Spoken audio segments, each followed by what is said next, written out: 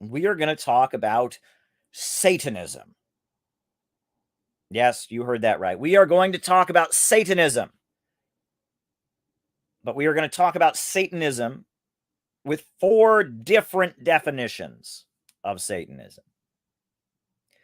4 different definitions of Satanism and what they mean. The first definition of Satanism is what we can call constructive Satanism. Now, let me back up before we get into that. When we talk about Satanism, right? Every culture, every religion, every belief system has some kind of concept of good and bad, good and evil, etc.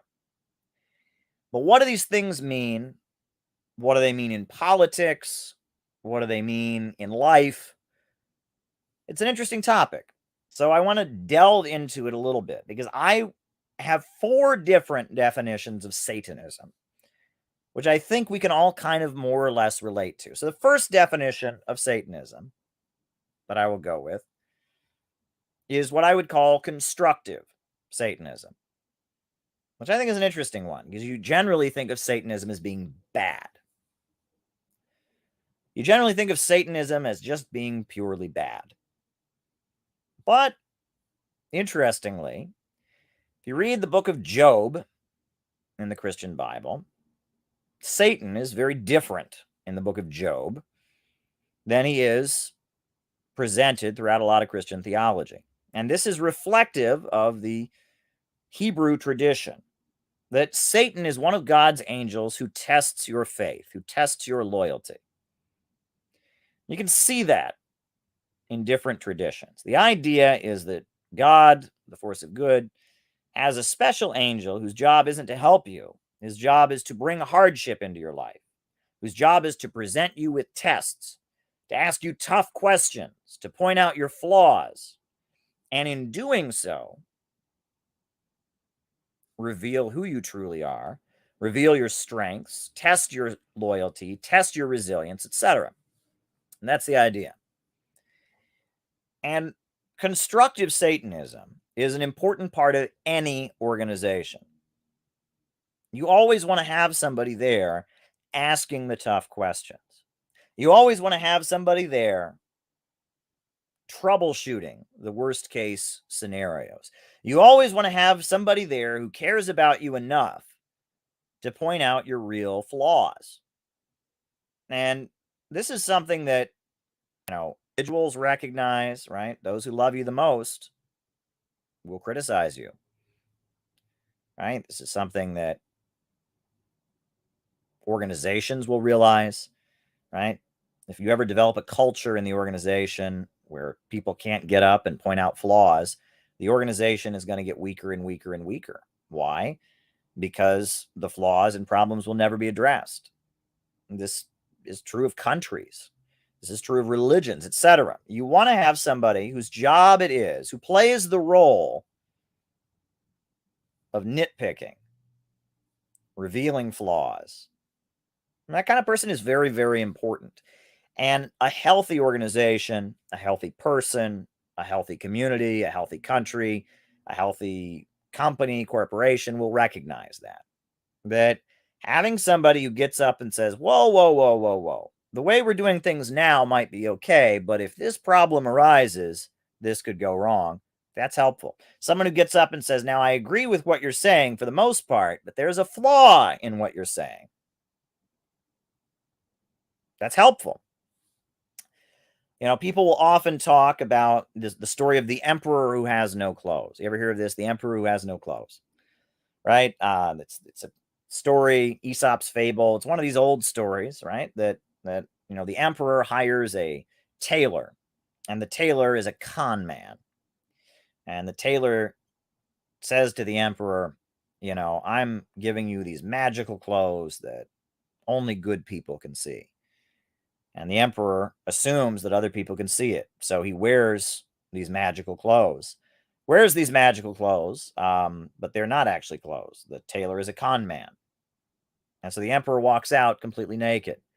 And no one is brave enough to tell the emperor that he has no clothes on, because he's the emperor, and no one wants to point out the flaws. No one wants to say that he's wrong. You never want that to develop in any organization. If there's a problem, you want people to get up and be able to address it. If there is a way that things are developing that is not helpful, you want to be able to get up and say that they're wrong. Abraham Lincoln, interesting fact. Many people don't know this, but Abraham Lincoln was basically an agnostic, right? He used religious language because that was the style of the time, but he was basically an agnostic, and he had a very well-known reputation when he was living in Illinois. He would go to churches and debate the pastors. Did you know this? Abraham Lincoln, he was a lawyer, a well-educated man, but he was from, unsettled territory in Illinois. Illinois was a new state in the United States. It just entered the United States, entered the Union. And Abraham Lincoln was notorious for going to churches and debating the pastors. He would get up and he would ask the standard questions about the Bible. It says the snake went on its tail after it got Eve to eat the apple. What did the snake do before that?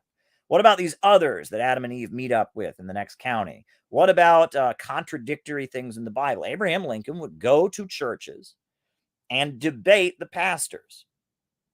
Nowadays, people would consider that to be a really rude, disrespectful thing to do. If someone showed up at your church and was saying, I think you're wrong, and would debate the pastor, you'd say, that guy is a disrespectful jerk. He needs to go to his own church. He needs to get the hell out of here. Who does he think he is? But apparently, back in Abraham Lincoln's time, many pastors were happy that Abraham Lincoln did that, because that gave them an opportunity to test their ideas and to practice engaging and debating, and that it made the church services much more lively. And so when Abraham Lincoln, the lawyer who eventually became a U.S. senator and eventually became president of the United States, when Abraham Lincoln showed up at their church and debated them and said, how do you know this is true? How do you know that these miracles happen? Would debate these pastors as an agnostic. It was seen as a good thing. It was constructive Satanism. It was holding you accountable, telling you things you don't want to hear. When people argue with you and they say they're playing the devil's advocate, this is what they're getting at. They are criticizing you. They are challenging you. They are troubleshooting you for your ultimate benefit. And that you need someone to play that role in any healthy organization. If at any point you have an organization where people are not able to get up and say, I think this is a problem, where people are not able to point out flaws, where problems just keep getting worse and worse and worse, and anyone who gets up and says that there's a problem, gets attacked for it, gets punished for it, you are not in a healthy organization. The Soviet Union, one of the big problems that the Soviet Union had, and I've said this many times, is that the Soviet Union fell to the sound of applause. The Soviet party congresses, Khrushchev would come out, started with Stalin. Stalin came out, and everyone would applaud for Stalin. Well, the guy did defeat the Nazis. He did raise the country up from poverty. I think Stalin, in many ways, people would consider him to be worthy of applause. But after Stalin died, Khrushchev came into power. Khrushchev took a dump all over Stalin. Said that Stalin was evil. Stalin was a mass murderer. And what all the same people that had just applauded for Stalin, they applauded for Khrushchev. Then in 1964, Kosygin and Brezhnev arrested Khrushchev and threw out Khrushchev. And Brezhnev and Kosygin took power, and they said Khrushchev was no good. He was a traitor to socialism. All the same people applauded for Kosygin and Brezhnev for toppling Khrushchev. And then Brezhnev died, and then you had Andropov, and eventually you got Gorbachev. And Gorbachev came into power. Gorbachev said, instead of class struggle, we need universal human values. And Gorbachev said, Ronald Reagan and Margaret Thatcher are good people. And the same people who had applauded for Brezhnev, applauded for Khrushchev, applauded for Gorbachev.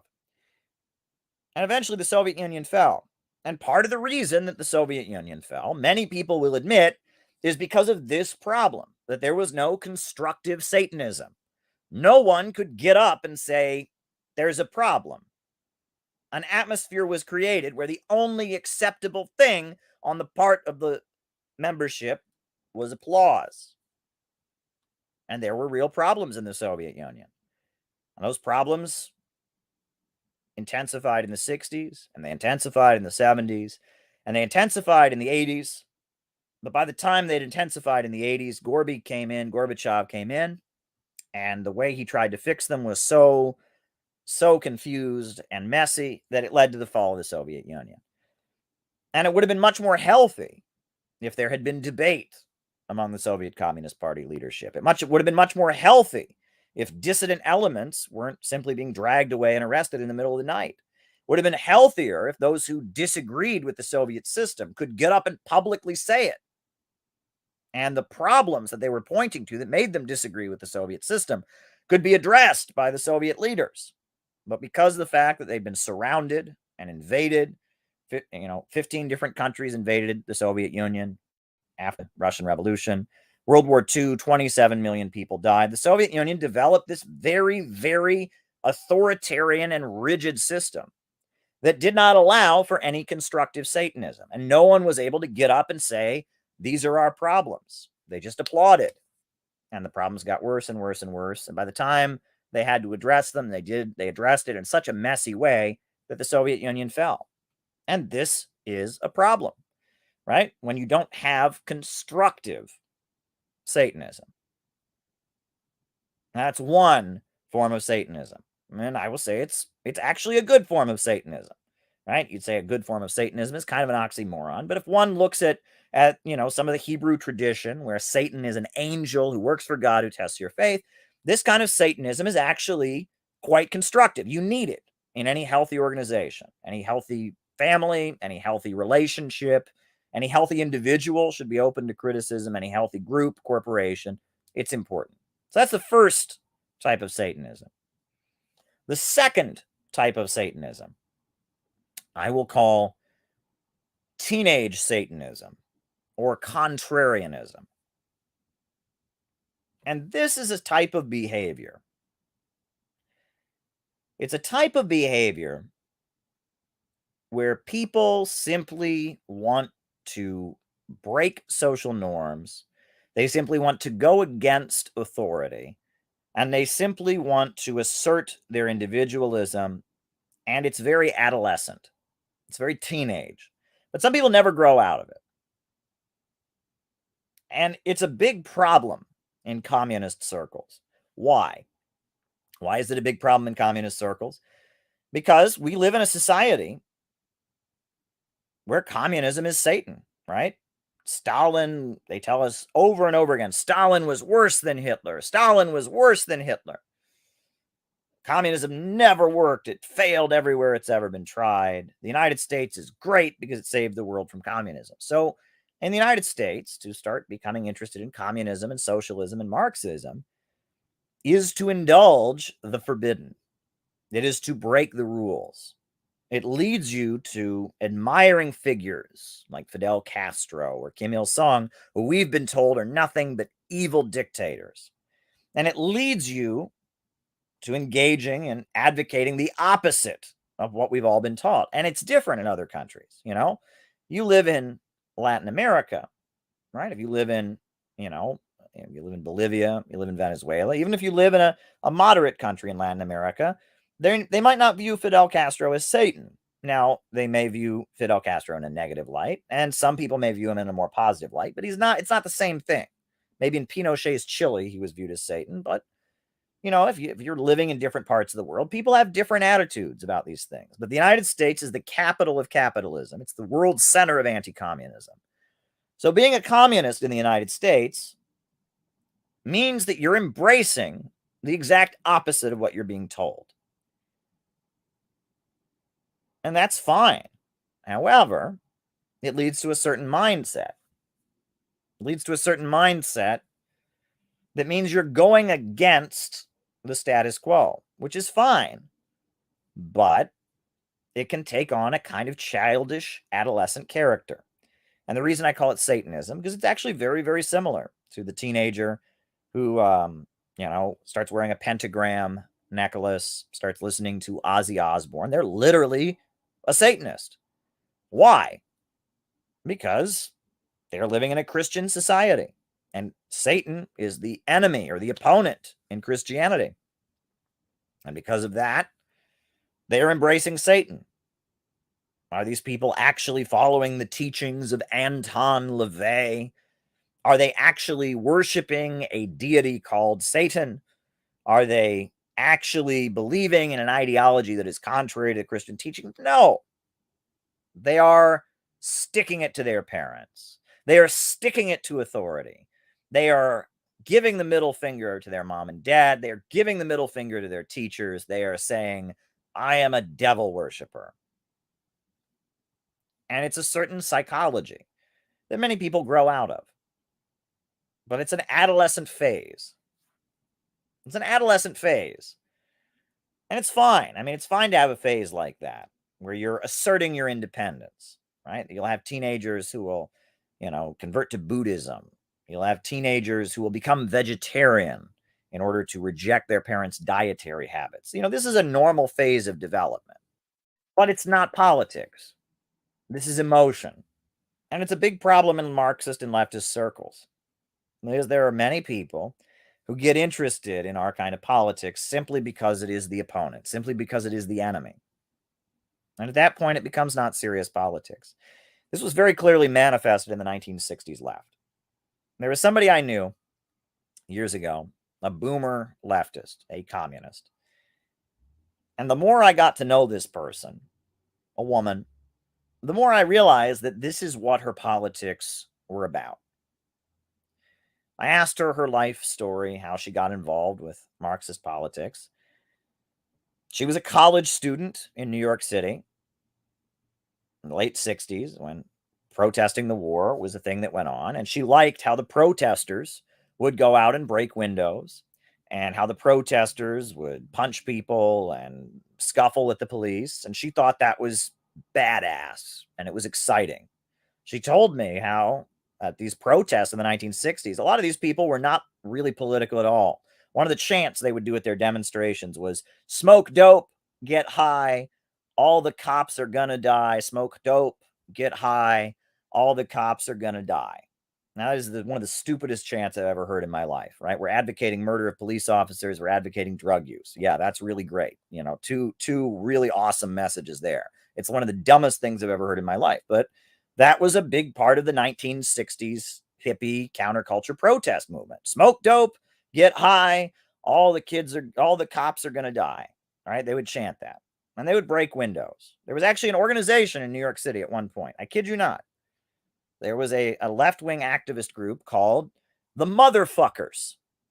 That's actually what they were called. The Motherfuckers. And why would they call themselves the Motherfuckers? They would call themselves the Motherfuckers because that's a bad word. And in fact, at the time in New York City, one could be jailed for saying it. Lenny Bruce, the comedian, went to jail for saying motherfuckers on stage. And the group, actually, their chant, their salute was what Lenny Bruce had said. Lenny Bruce, the comedian, he was speaking at a comedy club in the early 60s, and he told a joke, and the punchline of the joke was, "This is a stick up against the wall, motherfuckers." And he said that. The NYPD were in the audience. They handcuffed him and arrested him for obscenity. You can't say that word in public. So this group, the leader of the group would hold his fist up in the air and shout, "Up against the wall." And the whole group would shout, "Motherfuckers!" This is Satanism. This is childishness, right? This is childishness. This isn't real politics. But she was an activist, and she liked how the communists were out, not even the communists, but these hippies were out in the street doing that. And then she got involved with a group in New York City called the New York City Committee to Support the Vietnamese. Now, why did she join this group? Did she join it because she really, in her heart, felt that the Vietnamese people were right and U.S. imperialism was wrong? There were many people during this time period who did feel that way. There were many people that supported the Vietnamese people in their struggle against U.S. imperialism. That wasn't her. She joined the New York City Committee to support the Vietnamese. She joined them because they walked through the streets of New York City waving the flag of the enemy. That's true. They did. They waved the flag of the Vietnamese. And they chanted, ho, ho, Ho Chi Minh, the NLF is going to win. Ho, ho, Ho Chi Minh. A great chant. And I know many people who chanted that because they meant it, because they understood what it meant.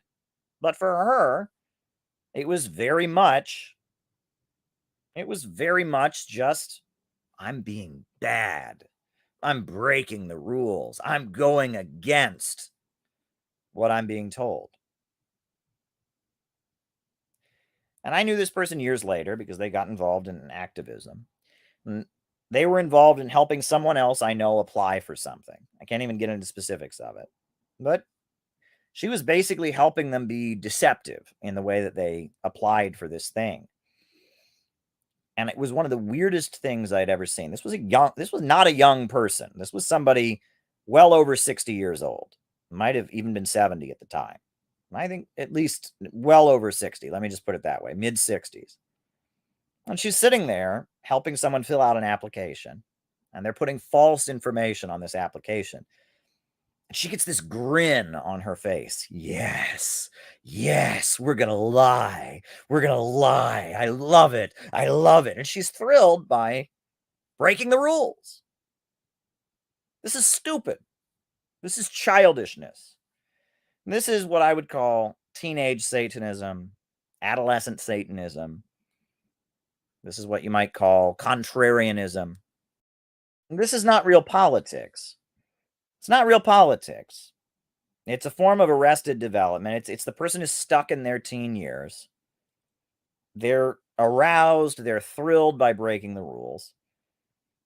And their politics, for whatever reason, is rooted in that. It's rooted in saying bad words. It's rooted in breaking the rules. It's rooted in sticking it to authority. It's rooted in childishness. And this form of Satanism is not helpful. It's not constructive. And I would argue that it's something that we really ought to find out how we can get beyond. Now, it's one thing to recognize that whoever the U.S. imperialists are going after, we stand in solidarity with them against U.S. imperialism. Right on, brother. I'm with you. It's one thing to recognize that we would never support the capitalist government in going after anybody in the working class movement. And we would always stand with the oppressed against the oppressor. I'm with you. But when it becomes a fetish, when it becomes, we're going to break the rules, I like the enemy, I'm badass, when it becomes that, it's silly. It's completely silly. And that for a lot of internet communists, this is what their politics is rooted in. They're telling their mom and dad that they're wrong. They're asserting their independence as a person. They're defying authority. They're disrespecting sacred institutions. They're violating social norms. It's childish. It's not real politics. But this is a kind of very prevalent, a very, very prevalent form of politics. And we need to get beyond that, right? I mean, it's a phase we all go through. You're not a bad person for feeling this way. I certainly felt this way a lot when I was a teenager. But it's not serious politics. So that's would be the second form of Satanism. We've gone over constructive Satanism. Now we just went over teenage Satanism, contrarian Satanism, adolescent Satanism. The next type of Satanism that I would go over is probably the most literal form of Satanism. I mean, the Church of Satan, this is what they actually believe. And I mean, I will actually pull up Anton LaVey, the founder of the Church of Satan. One of his most favorite writers who he recommends is Ayn Rand. Ayn Rand, the anti-communist philosopher, the author of Atlas Shrugged, the author of The Fountainhead, This is the climax of the Atlas Shrugged book by Ayn Rand. Your acceptance of the code of selflessness has made you fear the man who has a dollar less than you because it makes you feel that your dollar is rightfully his. You hate the man with a dollar more than you because the dollar he's keeping is rightfully yours. Your code has made it impossible to know when to give and when to grab. You know that we can't give away everything and starve yourself. You're forced yourselves to live with undeserved irrational guilt.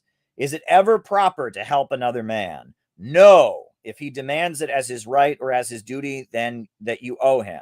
Yes, it's your own free choice based on judgment of the person and his struggle. This country wasn't built by men who sought handouts. In its brilliant youth, this country showed the rest of the world what greatness was to the man and what happiness is possible on earth. But then it began apologizing for its greatness and giving away its wealth and feeling guilty for having produced more than its neighbors. I swear by my life and my love that I will never live for the sake of another man, nor ask another man to live for the sake of mine. Selfishness as a virtue. Your world is only the product of sacrifices. While you were dragging the men who made your happiness possible to your sacrificial altars, I beat you to it. I reached them first and told them about the game you were playing. You read the John Galt speech from Atlas Shrugged. This is a rejection of morality. It's saying don't love your neighbor. It's saying don't be kind to others. It's saying don't be selfless. Don't help other people. Now, this is evil. It's very, very evil. It's very, very evil. You listen to Ayn Rand, you read The Fountainhead, you read Atlas Shrugged. This is evil stuff. It's saying that one should not have empathy. One should be purely self-interested. One should not help their fellow man. And that shit is dangerous. I don't know how else to put it. And it's the ideology of capitalism. Ayn Rand called capitalism the unknown ideal. The unknown ideal. The idea was capitalism had never been enacted because we have a post office, because we have government subsidized railroads, we have a military. But capitalism is a society where no one helps anyone else. Capitalism is a society where the government completely keeps its hands off. Capitalism is a society where greed is unrestrained. Ayn Rand wrote about the virtue of selfishness, the idea that people should never have empathy for other people, that the problems of the world are rooted in altruism, that man's empathy for other men, men's sympathy for other people, men's desire to do unto others as they would have them do unto them is the problem. Kindness, compassion are weaknesses. Greed, self-indulgence, cruelty, indifference to others is morality. This kind of anti-moral teaching that says your attitude should be screw everybody else, I'm in it only for myself. That stuff is Satanism. I don't know what you want to call it. You want to call it political Satanism. You want to call it, it's pure doctrinaire Satanism. It's what Anton LaVey actually believed. It's capitalism. It's ideological capitalism. It is anti-moralism, straight up anti-moralism. And it's dangerous and it's problematic. And it's what most of the elite in the United States believe. Now, Ayn Rand, she wrote those novels. Ayn Rand is for the masses. Ayn Rand is for business school majors. Ayn Rand is for edgy teenagers. Ayn Rand is for, for right guys who listen to right-wing radio. But they have a more sophisticated version of Ayn Rand for the educated classes. For the educated classes, they've got Friedrich Nietzsche. And Friedrich Nietzsche, his view, is a little bit more sophisticated. Friedrich Nietzsche, in his book Beyond Good and Evil, argues that the Christian teaching, the last shall be first and the first shall be last, do unto others as you would have them do unto you. This is the slave morality. It's the slave morality. It's the ideology of weak people invented to give them consolation. But the master morality is one that worships strength. And he talks about the Roman Empire, and he talks about ancient Greeks, and he talks about a society where people are purely living for pleasure and, and not empathetic to others, and, fulfilling their great strength by beating down others. And he argues that Christianity is just something invented by the oppressed, invented by the weak to give themselves consolation. But really, we need to go back to might makes right. We need to go back to hedonism. We need to go back to greed is good. We need to go back to this kind of thinking. Now, this is a more sophisticated version of the Ayn Rand way of thinking. And both of these philosophies, the Nietzsche philosophy as well as the Ayn Rand philosophy, view the people as the enemy. Right? John Galt's speech is all about how the great men are persecuted. The reason that the rich are rich is they're just so much better than everybody else. They're so much better than everybody else, and the other people are just trying to bring down the superior ones. And Friedrich Nietzsche has a similar mindset. In fact, Friedrich Nietzsche hated the Paris Commune of 1871. A lot of his writing in his final years was dedicated to tearing down the Paris Commune, accusing the Paris Commune of 1871 of being an evil thing because it was the rabble rising up. And on top of Ayn Rand, Friedrich Nietzsche, you have Leo Strauss, the ideological father of neoconservatism. Leo Strauss was a philosophy professor. He wrote Persecution and the Art of Writing. And Leo Strauss, he had lived in Germany, and he fled Germany, moved to the United States. He taught at the New School University, eventually moving to the University of Chicago. And Leo Strauss, he argued that all of the great philosophers throughout history, Plato, Socrates, Kant, Descartes, they all wrote in code. And the reason they wrote in code was because they were persecuted. Because if they said what they really believed, the rabble would punish them. The average people who weren't as smart as they were, who couldn't understand the world with their superior rational mind, would punish them. So they had to write in code. And that if you read Plato, if you read Kant, if you read Descartes, there's two ways of reading it. There's the way the masses would read it, and then there's the coded way that the educated elite could read it. And of course, Leo Strauss, he knows the sophisticated way. If you listen to him, he'll tell you what the texts really mean. Many critics of Leo Strauss have looked at Leo Strauss's writing and said, how do you know? How do you know that that's what Socrates and Plato really meant? How do you know that? How do you know what Descartes really meant? How do you know that? Who told you? Who gave you the decoding machine with which to read philosophy? It's kind of one of those things you just kind of have to believe in. But underlying Leo Strauss's strange interpretation of philosophers throughout history, there is the belief that the intellectuals, the great ones, have always lived in fear of the rabble. Just like Ayn Rand talks about the mob and coming after John Galt, just like Nietzsche is talking about how much he hates the Paris Commune. Central in the worldview of doctrinaire, moral, philosophical Satanism is this belief that there are the chosen ones, there are the great ones who sit at the center, the elite, and the elite must be protected at all costs from the rabble. And this is essential to their worldview. There are all these people out there that are challenging the power of the elite. And if they get together, it's got to be stopped. Leo Strauss argued that what we need is propaganda. With propaganda, we can control the masses.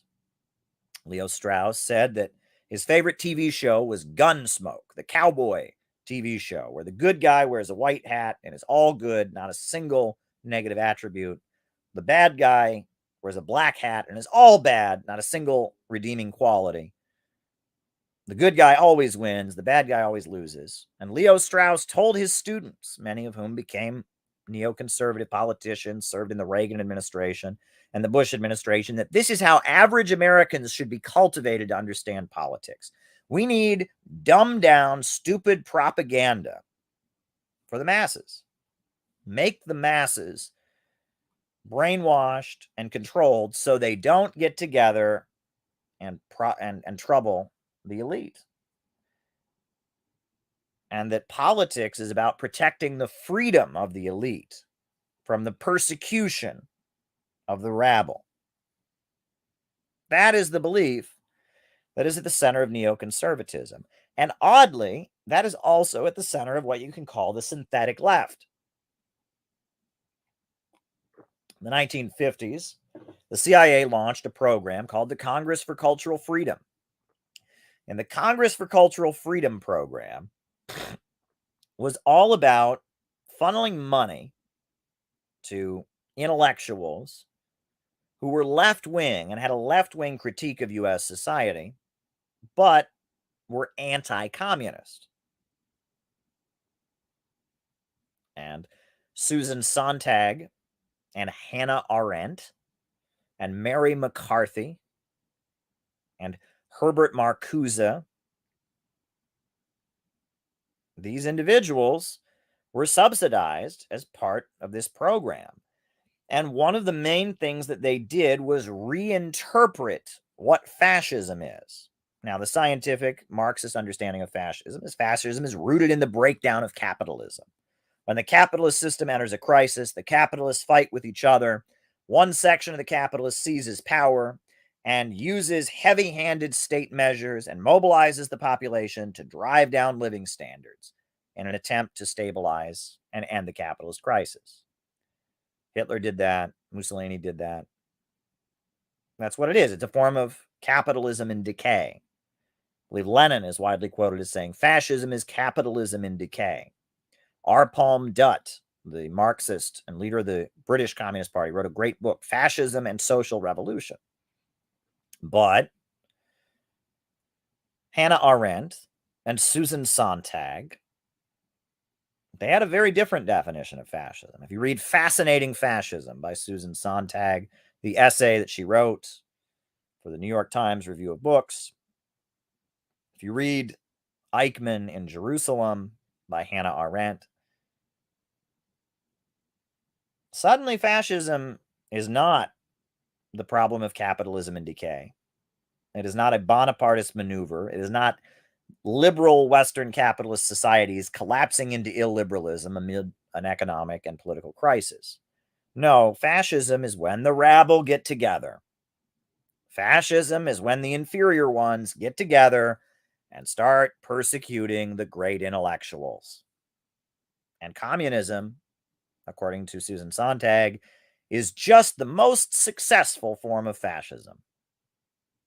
It's fascism with a human face, according to Susan Sontag. Fascism with a human face. Communism is nothing but the most successful form of fascism.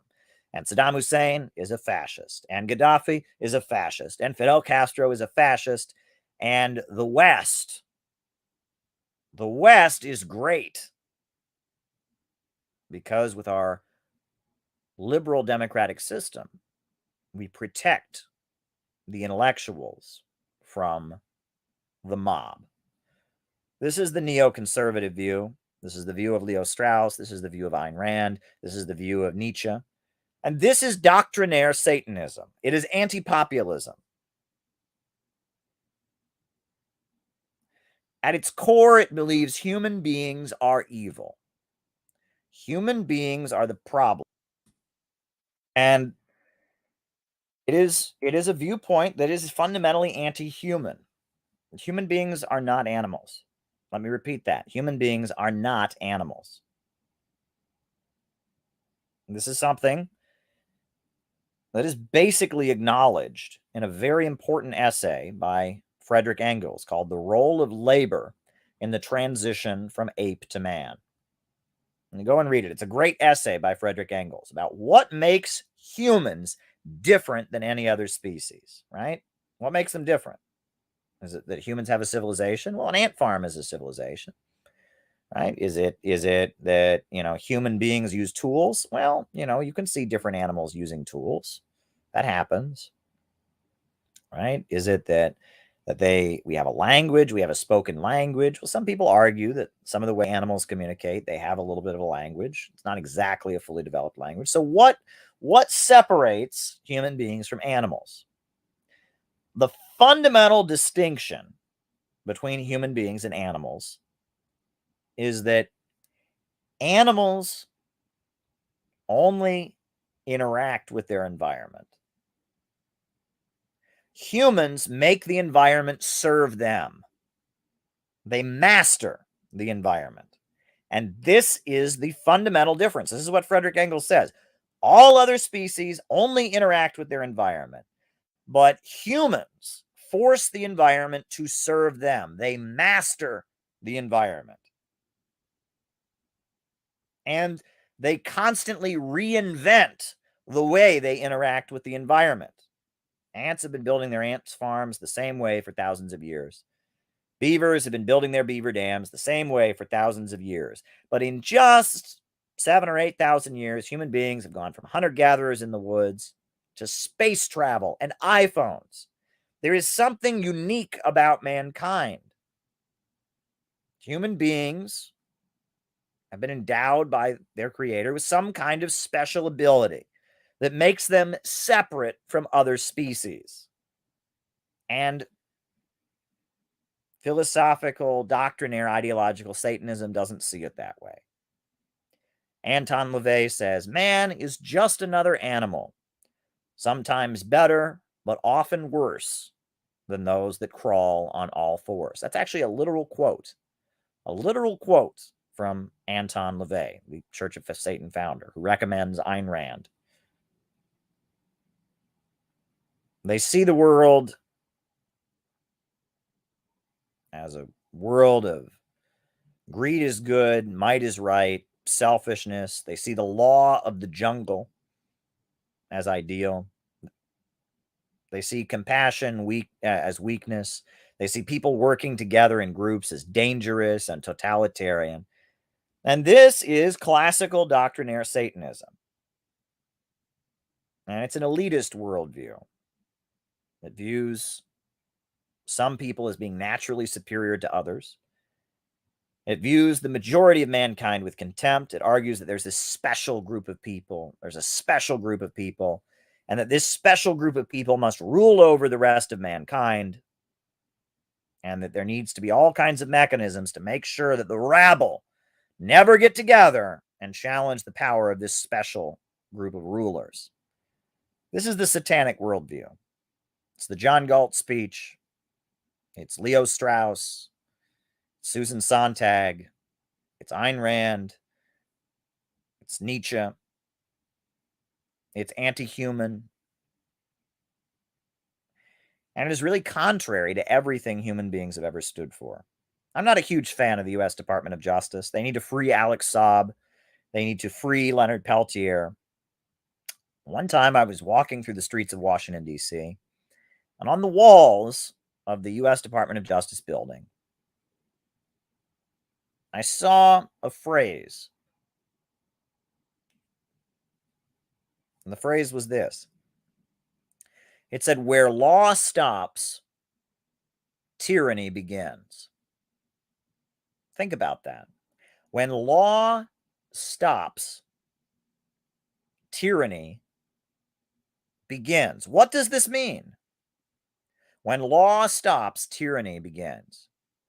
It doesn't make any sense. Isn't law a form of tyranny? You're telling people what to do. But think about it.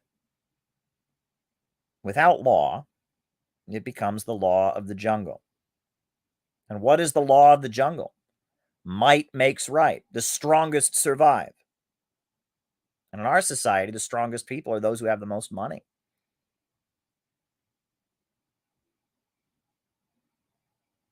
Law and morality are the only things that protect the weak from the strong. Right? What stops if an old woman is crossing the street, two big strong guys want to run up to her and punch her in the face and take her purse? If there's no law, they can do it because they have the strength. But there is a law. We have laws against robbing people on the street. So the law protects her from the tyranny of those two guys who want to punch her and take her purse.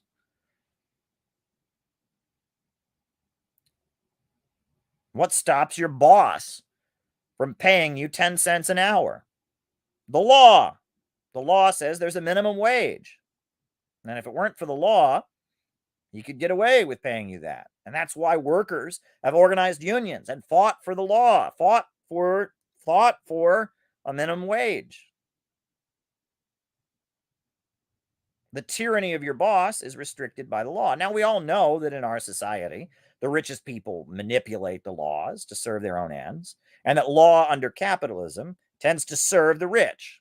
But in a socialist society, we will have law, but it'll be a law of the people. It'll be the masses getting together and changing the law and taking control of the means of production and reorganizing society. But it won't be the abolition of law. It won't be going back to the rule of the jungle. It'll be the opposite. It'll be becoming even more civilized than capitalism. In capitalism, we have a law that is so ridiculous that Jeff Bezos can pay no taxes, and you and me are paying a decent amount of taxes. That's ridiculous. Well, in a socialist society, the rich won't be writing the laws anymore. It'll be the dictatorship of the proletariat, right? We live under the dictatorship of capitalists. Socialism begins with the dictatorship of the proletariat, with the broad masses of people rising up and taking control of the means of production, reorganizing society, taking control of the state. Socialism is not dismantling civilization and returning to the law of the jungle. No. Socialism is rising to a higher stage of civilization. It's taking what's special about human beings, that we don't have the law of the jungle, we have actual laws, that we reinvent the way we interact with our environment, that we're constantly going to a higher stage of development. It's taking that to a higher level. It's abolishing the anarchy of production, the chaos of the market, having a rationally planned economy so we can get to a society with so much abundance that inequality can fade away, and the state itself and the law and all these things we've invented to try and make the best of a world full of scarcity can fade away. That is the idea. But the belief that human beings are naturally barbarians, the belief that it's just law of the jungle and might makes right, the belief that there's some people that are just superior to others and they need to be protected from the rabble, the belief that mankind, the mass majority of human beings are deep down ugly people, are ugly, dangerous people. That is doctrinaire Satanism. It's the oligarchical view of mankind. It is the anti-human view. And I would say that is the prevailing view. It's the view of the synthetic left. It's the view of the right wing. It's the view of the neoconservative right and of the synthetic left. The neoconservative right, their view is that capitalism, American capitalism, is the greatest system. The people who work the hardest and are the smartest are the richest. And governments around the world that challenge U.S. imperialism are all societies where the mob, the rabble, has risen up and taken control of the government.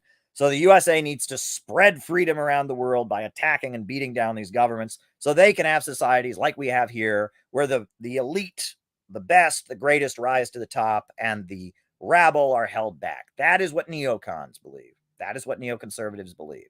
That's why they justified the U.S. invasion of Iraq. That's why they wanted to destroy the Soviet Union. This is what neocons believe. The American system is ideal because the elite rise to the top, because the rabble aren't able to get together and restrict the freedom of the elite, and that we want to have a global movement to spread this great American system around the world so the elite can always be protected and the rabble can never get together and restrain the great man. That is what neoconservatives believe. That's what Irving Kristol taught. That's what Leo Strauss taught. That's the neocon belief, and it is satanic. What does the synthetic left believe? The synthetic left believes that whenever people march in uniform, whenever people have a collective goal or a collective vision, whenever there is, talk of populism or people coming together and fighting for a cause, this is fascism. That it's the red-brown alliance. If communists, want to fight for class struggle, that's class reductionism. It's populism. It's crypto-Trumpism. It's Nazbolism. It's red-brown. Right? That fascism is not the breakdown of capitalism. They reject Marxian materialism. They reject class struggle. They are fighting for the elite to be able to live their lives however they want, and they are fighting for the rabble to be manipulated. The greatest enemy is Putin. The greatest enemy is China. The greatest enemy is Venezuela. And the United States with its universities, and Facebook and Twitter with their social engineering and their free expression that's maneuvered and manipulated to brainwash you for the elite. That is the expression of freedom. That's what the synthetic left believes. This is the ideology, ideological Satanism, the oligarchical view of mankind, capitalist ideology. That's what essentially this is. Liberalism, you can call it doctrinaire liberalism. This is the prevailing view in our world. This is what Wall Street believes. This is what London believes. This is what Paris believes. This is what the German bankers believe. This is what the London Stock Exchange promotes. This is what they teach at Harvard. This is what they teach at Yale. This is what they teach at business schools. This is what they teach with, this is what they teach. This is what they believe. Individualism above all else. Might is right. Rule of the jungle. This is what they believe. It calls itself anti-totalitarianism. It calls itself liberalism. It calls itself human rights. It calls itself the Western beliefs, the Western civilization. This is what is central to the worldview of those who dominate the world, and it is very, very, very dangerous. And the final type of Satanism that I want to talk about, we've gone over constructive Satanism, which is challenging the power structure, holding us accountable. We've gone over teenage Satanism, which is just contrarianism, rebellion, childish adolescent rebellion, contrarianism, etc. We've gone over ideological and philosophical Satanism, which is the prevailing viewpoint of our society. But now I want to get to the fourth part, the fourth kind. And I don't quite know what to call this fourth form of Satanism, because it's a very sly form of Satanism. It's not blatant, but it's within all of us. It is the part of yourself that is working against you. It is something that exists in every individual. It's that thing that gets in your way. It's that voice in your head that says there is no hope. It's that voice in your head when your alarm goes off in the morning and you want to go and have your day that says, what's the point? There's no hope. Everyone's against you. It's that voice in your head when you get a plan, you get an idea of how you can move ahead in life, how you can go accomplish something, how you can get involved in a political organization, how you can do something creative that says, everyone's going to laugh at you. That's stupid. You'll never succeed. It's that part of you that says there's no reason to get up in the morning. There is no hope. You have no future. You have no value. No one cares about you.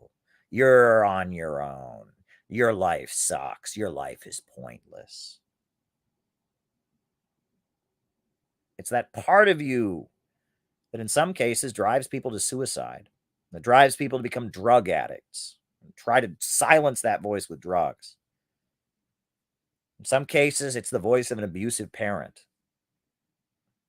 In some cases, it's the voice of an abusive partner. In some cases, it's the result of traumatic and painful experiences.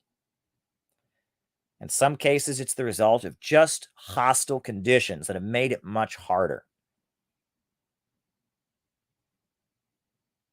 We all have a part of this. There's a little bit of this in all of us. It's not a constructive voice saying you could do better in this area. It's not constructive Satanism. It's not telling you to improve. It's not giving constructive criticism. No. On top of that, it's not adolescent rebellion. It's not encouraging you to break with social norms, to fight with people, to challenge status quo in kind of a juvenile, shallow, contrarian way. It's not that. It's not doctrinaire Satanism, contempt for humanity, elitism, anti-populism. It's not that. It is a destructive piece of your soul. It is something within your psyche that is trying to kill you, that is trying to tear you down. It's pessimism. It's hopelessness. It's depression. And that is the fourth type of Satanism. And the first type of Satanism, we need that. We need that. We need constructive challenging. But the other three, we need to battle against. We need to battle against adolescent, Oedipal, rebellion, and strive to have real politics. We need to battle against the oligarchical view of mankind, the anti-populism, the ideology of liberalism, the might is right, anti-collectivism. And we ultimately need to battle against the destructive impulse within ourselves. Toxic shame is what Turbo GG is calling it. Whatever it is that is pushing that fourth form of Satanism in your life, wherever it came from, whether it came from just the chemicals in your brain, traumatic experiences, abuse, wherever it came from, probably the best cure for it is other people. In fact, the reason, that's interesting. The reason that there's so much of that fourth form of Satanism, that toxic shame, that pessimism floating around, is because people are more isolated than ever before. Human beings are not supposed to be able to fight against that stuff on their own. Human beings need other people. Human beings need other people. From the time we were hunter-gatherers in the woods all the way up to today, we've always been collective creatures. And any person that you put on their own, alone, isolated, is going to start feeling this way. There's an infamous study by Piaget where there were babies and they gave them food and they fed them, but they didn't give them any love. They didn't give them any affection. No one held them and they all died. It's a very infamous study. They isolated these newborn babies and they fed them. They had an adult feed them, but then go away from them. And they isolated these newborn babies and they all died. Human beings cannot live in a state of isolation. They can't. Human beings need other human beings. And it's with other human beings, with the strength of other human beings, working together with other human beings for a goal, studying with other human beings, working together, building off of other people's strength, working as part of a team, interacting with other human beings, growing through our interactions with other human beings. This is how human beings are able to be healthy. It's how they're able to make that pessimism within themselves go away. It's the way they're able to kill that hopelessness, that depression within themselves. And so in a weird way, the first form of Satanism, and the second form of Satanism, and the third form of Satanism is connected to the fourth. They're all connected. They're all connected in their one way or another. They're all connected in one way or another. They're all rooted in how we interact with people. We need to learn to tolerate criticism. We need to learn to have atmospheres in our organizations, in our communities, in our relationships where people feel free to criticize, where mistakes can be pointed out, where no one's afraid to get up and say the emperor has no clothes, and the emperor doesn't end up walking around naked because no one can criticize him. We need to learn to tolerate constructive Satanism. 2, we need to struggle against the teenage adolescent rebellion. We need to struggle against rebellion for rebellion's sake. We need to struggle against, screw you, mom and dad, I won't clean my room. We need to struggle against that. 3rd, we need to absolutely wage an ideological and political battle against anti-populism and liberalism and the oligarchical view of mankind, the capitalist ideology, whether it comes from Ayn Rand, from Friedrich Nietzsche, whether it comes from Leo Strauss or Irving Kristol, whether it comes from ContraPoints or Vosch, wherever it comes from, Susan Sontag, Mary McCarthy, wherever the oligarchical view of mankind is espoused, we need to struggle against it. And 4thly, we need to be there for each other. We need to build communities for each other. We need to care for each other and support each other and build combinations, organizations to support each other, to suppress that isolated, pessimistic, hopeless voice within ourselves. And that is my opening remarks, my presentation on the 4 forms of Satanism. This is probably the first time in your life you've ever heard a Marxist analysis of Satanism and the 4 forms of it, and I just gave it to you. And that concludes my opening remarks. Thank you, everybody.